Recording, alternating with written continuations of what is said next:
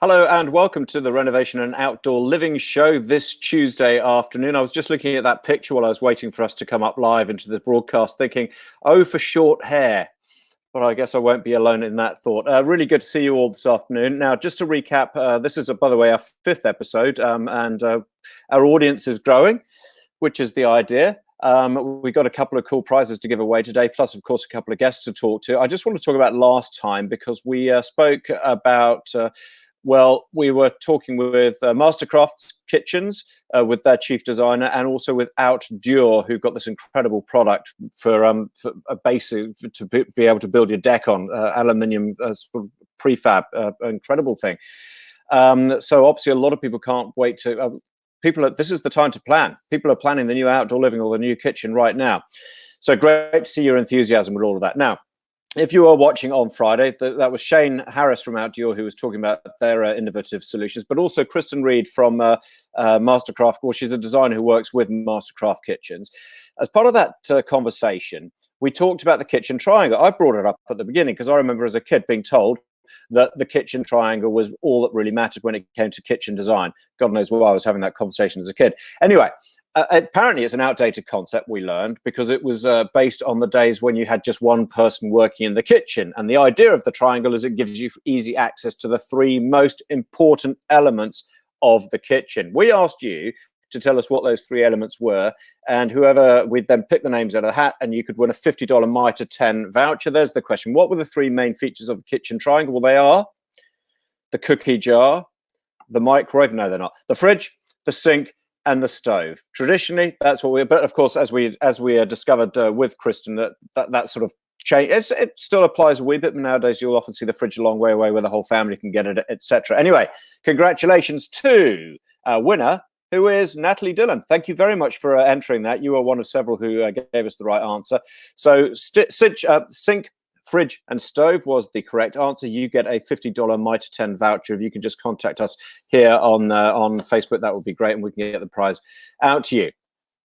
Hello, Richard, Morgan and Stone, Gareth, Melanie, Danny. We've got a lot of people who are beginning to join us this morning. Please say hello. Just put some comments down if you want. You can ask questions as we go, particularly once we get our experts online.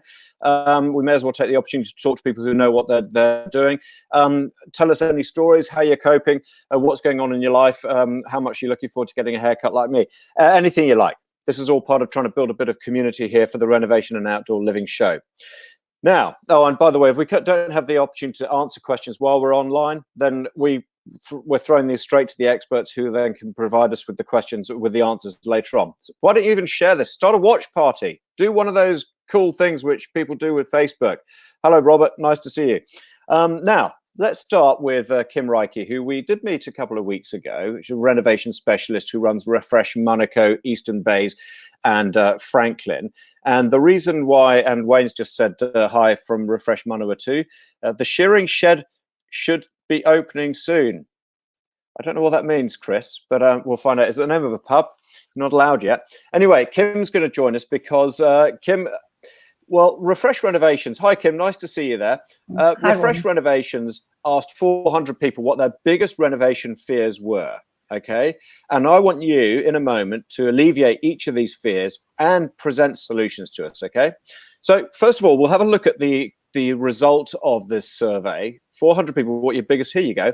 So in 5th place was poor quality of building work. 4th place, unhappy with final result. 3rd place, lack of building skills and knowledge was their biggest fear. This isn't reality, this is fear, remember. 2nd place was the total costs, how much it's going to be, the general prices, we see there 13%, and the biggest fear. And it comes as absolutely no surprise to somebody who's been through renovations and landscaping projects, the unforeseen costs, the #1 fear. So let's start with that, Kim. The #1 fear, unforeseen costs. Does it surprise you? What are your thoughts about it, and can you come up with a solution? Yeah, that is every single call we make's biggest concern. They're always worried about, where it's going to land up. Have they done enough? Do they understand it? And it basically comes down to planning, understanding what's needed in the project, how many trades are going to be required, how long is the project going to take, because that all adds to the cost. So I guess what what I'd like to suggest is, with our refresh process, we take you through that whole stepping stone from the concept through, where you understand the project a bit better, so that minimizes this fear. You're understanding the project. By the time you get to the build, you know exactly what it's needed, what is entailed and required. What have you heard about within the industry? Because it's hardly surprising. It's the number one cost because of all the stories which we do hear, which means it happens. Yeah, I think the big thing is the planning, not planning the project correctly, and projects tend to sit with a few days of no tradies on site, materials not delivered when they're required. All of that lands up in these projects being extended. The wrong tradies coming onto site at the wrong time. And that all adds to cost, because everybody's being paid as an hourly rate or an hourly wage. So if you can manage that and minimize that, straight away you're going to have those controls, that under control. It follows with the brand's research, which shows, I've just got the figures in front of me here, 15% is wasted due to poor planning, and 15% wasted due to a lack of project management. So it's all in the organization. It's a no-brainer, isn't it? Kim, let's go to number 2. The second biggest fear was the total costs. The fact that that's even, for however well you plan it, the total costs, the fear people have is that the renovations are going to be expensive, especially when things don't go to plan. Yeah, I think that's sort of a double-edged sword really there, because what we're finding in our consults is that clients don't understand the cost to start with. When they walk into a retail outlet and they look at the cost of a kitchen, they don't consider the other costs that go with that, i.e. the electrical costs and the plumbing costs, and the flooring is going to need to be replaced, or there's going to be a new splashback, or whatever the case might be. And they're only thinking of purely that aspect of the cabinetry. And I think with the right consultant on board, if they explain these steps and the process and what actually goes into these renovations, you'll get a better understanding. But from the onset, these clients don't understand how much work goes into these renovations and how many trades are required.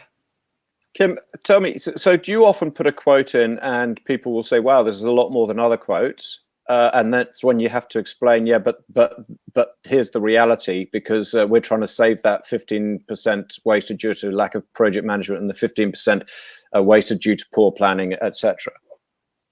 Yeah, and I think we do, and I think in that case, clients need to look at the length of the project, how much quicker are Refresh going to be delivering that project, how much. How soon can you and the family use that kitchen or that bathroom, or the inconvenience of having that, are you going to be using the portaloo for 3 or 4 weeks longer in the alternative? Also something to consider is the insurances and the warranties that come with that supplier or that project, because you do want to have everything, warranted, the right insurance, the public liability of the tradies that are working, that all adds to the cost. But once you understand that, you'll realize the value of those projects. So time is all evil, I guess. Number 3 in our list of the biggest fears doing a renovation: lack of building skills and knowledge. Yes. This was the third highest renovation fear. I mean, surely that I don't really understand why people are so worried about that. Is that because they want to be able to check that they're not getting, I don't know, sort of hoodwinked? Yeah, I think that's just the media, that you hear all these terrible negative stories in the media about, this tradie did that and this tradie did this. But, on a whole, they're pretty good people and they do deliver a good service. But I think maybe the lack of building knowledge is that the client doesn't understand the process and the steps. Is the waterproofing done correctly or whatever the case might be. And they feel that they're having to trust that tradie so much more. With the right consultant, by the time you get to the build, you would have built that trust and you would have understood their knowledge and their expertise, and that they are building this project to code, which is the most important outcome at the end of the day. Yeah, and of course the other element of the fear is in doing the renovations themselves, the fear that they don't have the skills and knowledge. that hardly surprised me. I'm surprised actually that's not up at number 1 when you're talking about people doing their own. I want to go to number 4. Unhappy with the final result. That's the fourth biggest fear, and I guess it's because it's very natural. It's very natural. So I was just laughing at the picture. I actually think that's like last week when we were talking about a bath over a shower. But I think that's very natural, isn't it, given the phenomenal investment you're giving financially and emotionally into any renovation? Yeah, this also comes down to the planning and the confidence in your renovation consultant and your building team. If you've been working through the process from the beginning with them, they will understand your expectation and the level of finish required in that home. Because, I mean, let's face it, there's lots of different levels of homes throughout New Zealand, really, massive high end right down to, sort of base level, entry level homes. But you'll work through that with your consultant and they'll understand it. And I think having that trust, you'll soon, that fear will soon be mitigated and you won't have that problem. But it's understanding and having the right relationship with your construction team and your renovation consultant. Yep. And let's go to number 5, poor quality of building work. The fifth highest renovation fear for homeowners. They're going to be disappointed. Yeah. Look, there is a very stringent building code in New Zealand, and you would expect that would be followed by any a renovation or builder or renovation company. So I think that's just really come from the stories in the media and this film and that film and what have you. But generally, poor workmanship. If you've employed the right person, you've done your homework, you've been through the process of the correct design, the council consenting, the inspections that are required, you really shouldn't be having that poor quality of work, especially in today's construction world. But it all comes down to the right people, having the knowledge around you, being, surrounding yourself with the expert and the professionals that know the industry. Yeah, absolutely. I would ask you about previous disasters you've seen in the industry, but we see so many on TV anyway nowadays that I don't really have to do. But look, it's a pretty regulated environment, and again, it comes down to thoroughness of planning, I guess. Kim, thank you very much indeed. Now, if you've got any questions for Kim, please do send them through, because Kim is a fountain of knowledge in everything renovation connected. So Kim, thank you very much for joining us today and giving us a bit of feedback on that survey which Refresh put out. And we'll flick you some questions in case we get them. Now, thanks, Rawdon. I also want to hear what your biggest renovation fear is personally, because this could win you a bit of a prize. So let us know your biggest renovation fears or concerns in the comments section, and you can go into the draw to win this. This is a cordless blower from Makita. Now, you may be asking yourself, what does that have to do with renovations? Well, nothing. But it does have a lot to do with our next guest, which is the reason why we're talking Makita today, is because Makita have given us that blower to be able to pass on to you guys. And if you're into power tools, well, you probably will have heard of Makita. You may have owned a couple as well. Well, Dylan Myers, he's a 32-year-old tradie from the Hawke's Bay. And he's also now in his second year working with the Makita team. He loves everything there is to love about power tools, and he joins us now from, I think, well, you're showing off a bit here, Dylan, because Rawdon, how you going? How cold are you? Or you're in the Hawke's Bay. You're in a beautiful spot of the country. Honestly, you can't see the rugby shorts under the table either, eh? Not cold at all. It's good. Good. No, but I can see several. Well, it seems as though you've just been leaving your tools lying around. What a huge coincidence as you're coming on to talk about Makita. So I want to. But before I talk about the Makita range, I want to talk to you about your own story, because you're a tradie. You're a refrigeration engineer. You're an electrician. You're looking after your own life effectively, and then suddenly you decide to put the tool belt down, park up the ute, put on a shirt and grab a laptop and go and work for Makita. Why the change? Yeah, that's it. So 9 months ago, we had our little boy Darcy, and it kind of changed everything. So everybody tells you that it's going to be pretty life-changing, but I worked a lot of hours. I was away from home a lot. I'd spend, a week here and there throughout the country working, and saw this opportunity come up. I had a shed full of Makita and a ute full of Makita, is why I spotted it, and decided I'd take a punt. And I applied for the job and answered all the questions honestly, and I didn't get in because no sales experience. So I had to apply again and then answer it like they'd probably want me to hear it. And the rest is history. The guys liked me, and so I went. So you made up all your answers second time round. They'll find out eventually, Yeah, mate. pretty much. But the key is Yeah. the key is you owned everything which Makita makes. Actually, that's what I this used is it all. what this is what amazes me, is because it's the most phenomenal. I know that you've got a few tools and appliances there, but it's a massive range. It's crazy. Yeah, it's huge. It's huge. So we're 225 tools at the moment, and we were planning to, before this little bit of slow period over the last month, we're hoping to sort of push that out to 250 in the next 12 months. So it's ever growing, and being powered out of one battery, it means that you can kind of really utilize your expenditure. Okay, so is that the key to Makita's success? Is it this? Does everything in this range get powered from one battery? Surely not. Yeah, that's it. So everything right across our 18-volt power tools. So your drills, your saws, everything you're going to find in a tradies ute or in the shed for your renos. Then all of our garden care range, and then all of our commercial cleaning range.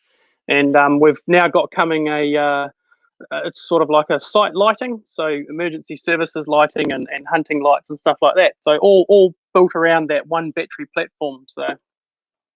Well, and so those are the products which you were putting into development. You were hoping to get out and about now. This lighting range, was it? Is that the new products? Yeah, that's it. So we've got a couple of lights. We've got some worksite lights the big upright lights for lighting up a whole worksite, and then we've got some spotlights for working in dark areas. Emergency services. So we've got them on stands for lighting up crash sites, all that sort of stuff.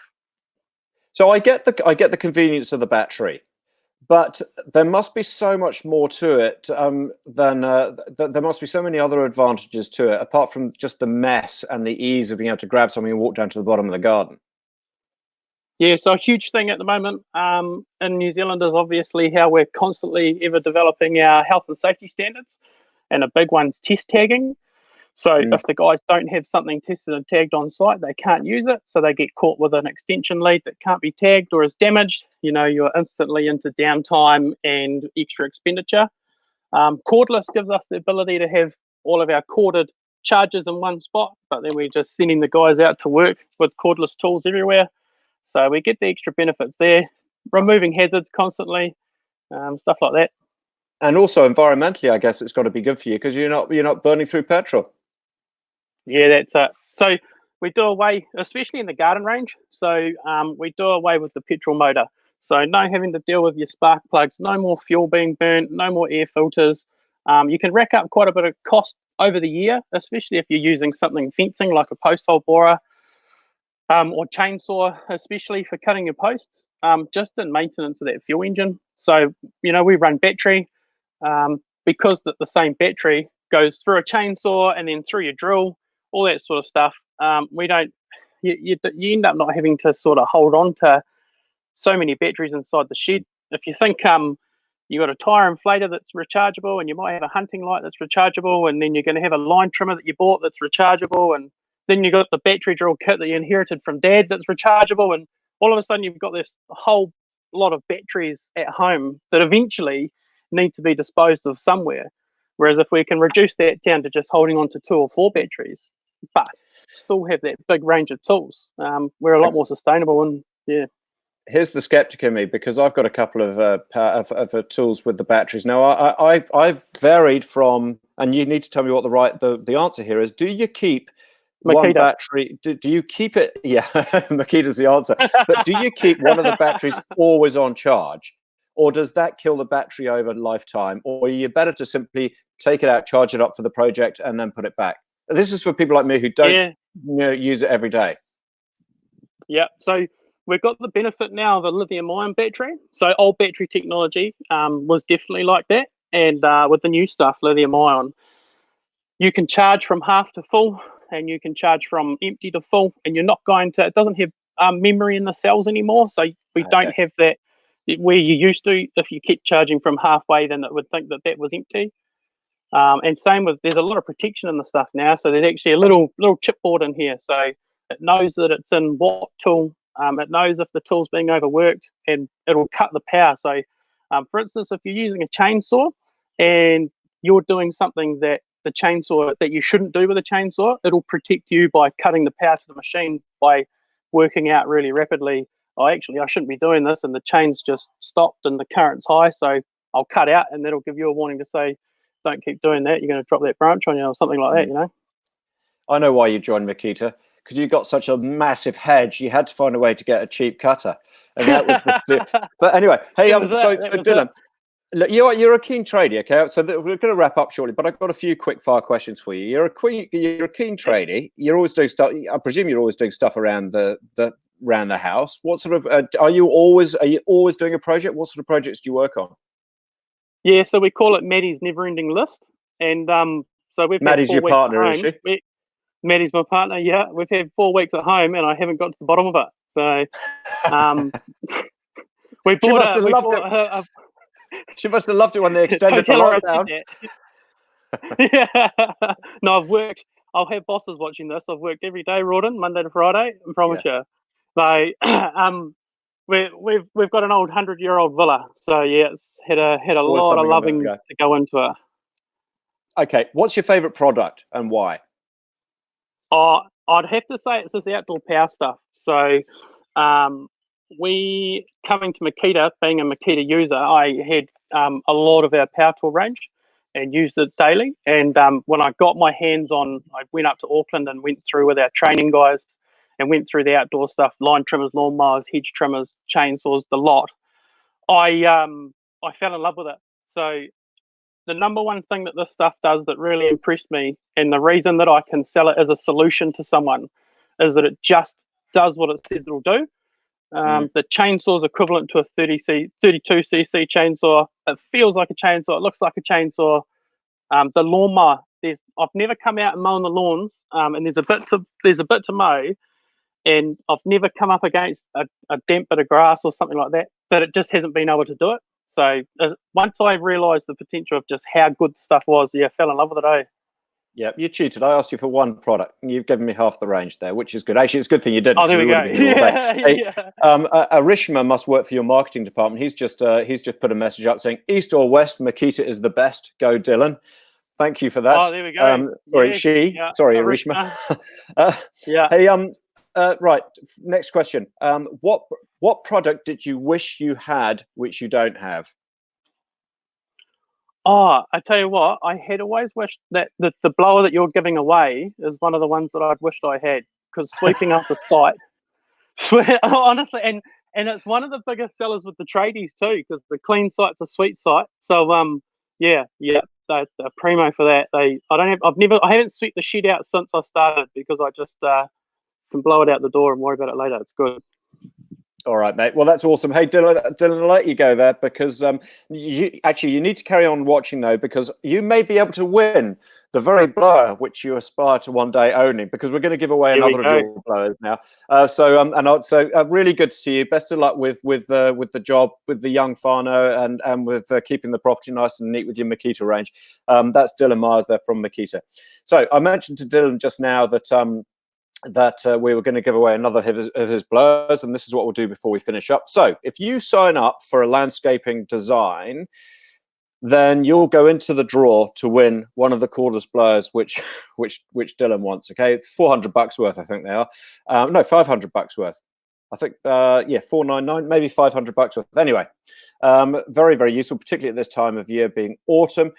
So sign up for a landscaping design. You'll be in to win one of those Makita cordless blowers. We'll pull a name out of the hat fairly shortly, and we'll let you know who walks away with that one. If the name Dylan Myers comes up, then maybe we'll have to do a bit of a redraw. Anyway, that is your renovation and outdoor living show for this Tuesday. It's been a lot of fun. We'll see you again on Friday. Bye-bye.